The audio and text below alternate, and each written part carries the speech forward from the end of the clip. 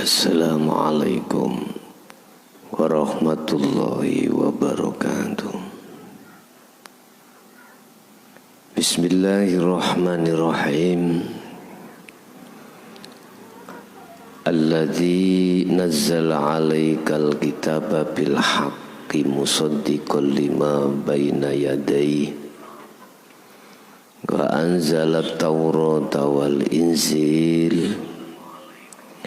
Asyhadu an la ilaha illallah wa asyhadu anna Muhammadan abduhu wa rasuluh. Allahumma salli wa sallim wa barik alaihi wa ala alihi wa ashabihi ajma'in. Rabbi shrah li sadri wa yassir li amri wa hlul 'uqdatam min lisani yafqahu qawli. Bapak Ibu hadirin, saudara-saudaraku dimanapun Anda berada, alhamdulillah dalam kesempatan sore hari ini kita masih diperkenankan Allah bertemu dan bermuajah. Semoga apa sedikit ilmu yang akan kita terima betul-betul menjadikan satu ilmu yang bermanfaat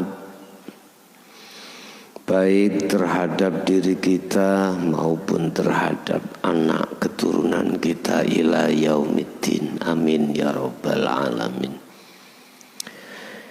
Ibu bapak hadirin yang kami hormati,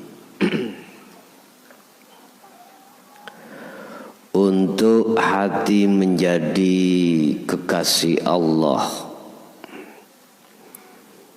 itu ada beberapa proses-proses yang harus dialami oleh satu manusia. Dan proses itu bisa untuk siapa saja. Untuk menjadi kekasih Allah itu tidak harus melihat dari sisi nasab atau keturunan. Tidak. Untuk menjadi kekasih Allah siapapun bisa, apapun status Anda. Yang terpenting harus melalui beberapa proses yang sudah ditentukan Allah Subhanahu wa ta'ala. Kau ingin kenal oleh si A, itu pun sebelumnya ada proses pengenalan untuk dijadikan sebagai kekasih. Begitu juga kepada Allah, kau ingin kenal Allah yang nantinya kau jadikan kekasih hatimu, itu pun juga ada proses. Dan proses ini sudah sering saya katakan dan kami tidak akan bahas. Yang akan kami bahas hanyalah kedudukan, sampai di manakah kekasih-kekasih Allah di mata Allah Subhanahu wa ta'ala. Sampai di manakah kedudukan hatimu ketika sudah menjadikan Allah sebagai kekasihmu. Dan inilah Pak yang dimaksud daripada ketika saat Allah memberikan satu rekom terhadap iblis untuk menggoda anak putu Adam. Allah memberikan 2 rekom terhadap iblis. Satu di antaranya adalah ditangguhkannya iblis sampai yauma yub'ats,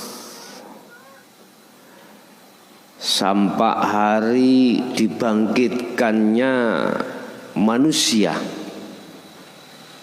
Berarti itulah hari kiamat. Yang nomor 2, diperbolehkannya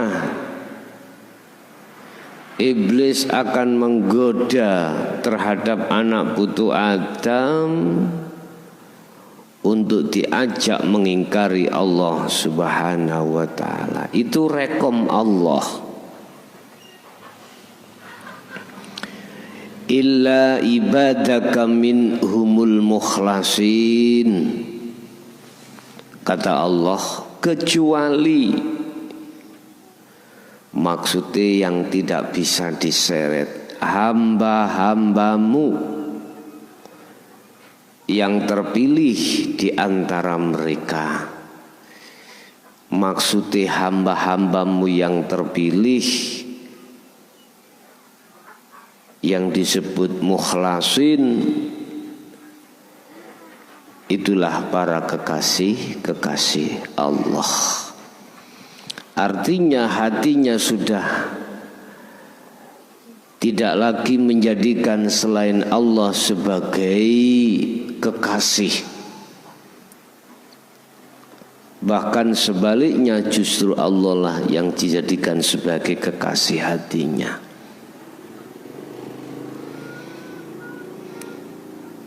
Kedudukan kekasih-kekasih Allah yang seperti ini, Bapak Ibu, bisa diartikan sebagai al-mahfud atau al-ma'sum, terjaga hatinya dari belenggu-belenggu hawa nafsu, sekalipun dia suatu saat terjungkal di dalam jurang, tetapi tidak menjadikan dia berlarut di dalamnya. Kembali lagi pada Allah Subhanahu wa ta'ala. Bapak Ibu hadirin, mengapa Allah menjadikan mereka beliau ini kedudukan yang amat tinggi? Inna akramakum indallahi atqakum. Sak dhuwur-dhuwure pangkat lan derajat ning ngersane Gusti Allah, yaiku perkara takwa. Setinggi-tinggi pangkat dan derajat di mata Allah itu adalah takwa. Mengapa Allah meletakkan ketakwaan ini di atas segala-galanya? Bapak Ibu, ini menyangkut rutinitas. Seluruh kekasih Allah selalu dia memegang teguh tali Allah, itu bertakwa padanya, ilmu, ngamal, dan istiqomah. Hadza siratun alayya mustaqim.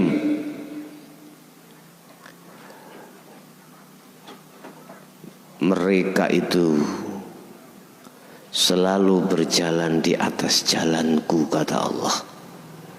Artinya hatinya selalu mengedepankan akhlak ilahiyah di atas akhlak istimaiyah. Dia selalu mengedepankan hati selalu bertemu Allah daripada yang lainnya. Bapak Ibu hadirin jamaah rahimakumullah. Kedudukan yang seperti ini Bapak Ibu, yang menjadi rutinitas beliau kekasih Allah, inilah sebagai alasan mengapa Allah mengatakan dalam satu ayat, inna akramakum indallahi atqakum. Ya, setinggi-tinggi pangkat derajat di mata Allah adalah takwa. Otomatis kalau kita bicara takwa tidak terlepas dari ilmu, amal dan istiqomah. Dan inilah sebagai keistiqomahan rutinitas daripada kekasih Allah hatinya, sehingga tidak ada waktu yang begitu banyak kecuali beliau hatinya disibukkan berzikir pada Allah Subhanahu wa ta'ala. Ini kalau sudah menjadi sang kekasih, dimanapun selalu ingat, apapun pasti tercantap di dalam hatinya. Dimanapun ada bayanganmu, kemanapun ada bayanganmu, kekasihku. Lah iki kalimat itu menuangkan bentuk syair yang terjadi pada hatinya pada Allah. Jadi tidak ada waktu kecuali hanya disibukkan berbicara dengan Allah. Yang namanya kekasih, ya secara otomatis. Jadi kedudukan beliau ini di mata Allah adalah yang tertinggi, ya, kedudukan yang tertinggi, karena beliau selalu memegang teguh ilmu, amal dan istiqomah. Makanya di situ dikatakan mukhlasin. Jadi beliau yang selalu hatinya terjaga untuk senantiasa ma'rifat pada Allah Subhanahu wa ta'ala. Jadi saya tidak akan menjelaskan syarat-syarat untuk menjadi kekasih Allah, tidak. Saya cukup membahas kedudukan beliau di mata Allah. Itu hal yang paling tinggi. Karena apa? Karena mereka ini sudah tidak lagi hatinya itu terbuai dengan hal-hal yang bersifatkan duniawiyah. Ini kalau dibahaskan tentang ikhlas, karena hatinya itu sudah mengatakan bahwasanya yang berperan itu hanyalah Allah, maka sayugjanya dia tidak akan meminta upah dari apa yang telah berlaku, karena pada hakikatnya yusyahiduna annal fa'ila al-haqiqiyah wallahu ta'ala. Karena di dalam hatinya sudah tidak lagi melihat yang berperan itu dirinya, makhluk, tetapi justru yang berperan itu adalah Allah Subhanahu wa ta'ala. Inilah yang disebut sebagai pahlawan, ya. Ora diupah yo ngelawan. Artinya enggak ada tendensi dengan hal-hal apa yang menjadikan buah. Begitu juga Anda, ketika suluk bisa sampai lekas ke wusul, maka jangan ada tendensi apapun. Jangan mengharapkan buah dari kesulukan, yaitu kewusulan. Cukup bagimu untuk menjalankan tugas yang diembankan oleh Allah Subhanahu wa ta'ala. Urusan buah itu urusan Allah itu sendiri. Ini etika. Pahlawan juga begitu, tidak mengharapkan apapun. Biar saya nanti dapat gaji, biar saya nanti dapat julukan. Tidak. Yang namanya pahlawan itu tidak diupah, ya tetap melawan. Itu pahlawan, ya. Makanya dulu itu pahlawan revolusi atau pahlawan 45 itu siapa yang ingin perang silahkan. Di situ ada pembaiatan, tidak ada upah pun dia berangkat. Ini yang lazim, yang pantas disebut sebagai pahlawan. Inilah salah satu karakter ataupun sifat yang dimiliki oleh kekasih-kekasih Allah. Anda memerangi hawa nafsu pada dirimu sendiri, ku anfusakum, memerangi hawa nafsu yang selalu mengajak kejelekan, selalu mengajak maksiat pada Allah. Kau harus berani untuk memerangi, dan di situ tidak ada tendensi apapun, ya. Tidak ada suatu harapan yang harus dia capai, tidak, ya. Dia tetap cukup untuk mengemban berperang di medan pertempuran lewat kehidupan dunia ini dengan nafsu pada dirinya sendiri. Bapak Ibu hadirin, saudara-saudaraku dimanapun Anda berada, mungkin ini sedikit apa yang bisa kami sampaikan terkait kedudukan kekasih Allah di mata Allah Subhanahu wa ta'ala. Dan pada hari ini juga mengucapkan Hari Pahlawan Republik Indonesia. Semoga ini sebagai inspirasi atau sebagai letupan dalam hati kita, di mana kita bisa memetik satu pelajaran. Jadilah hati atau jadilah diri seorang pahlawan yang tanpa diupah selalu melawan hawa nafsu kita masing-masing. Semoga bermanfaat dan kami akhiri ihdinas siratal mustaqim.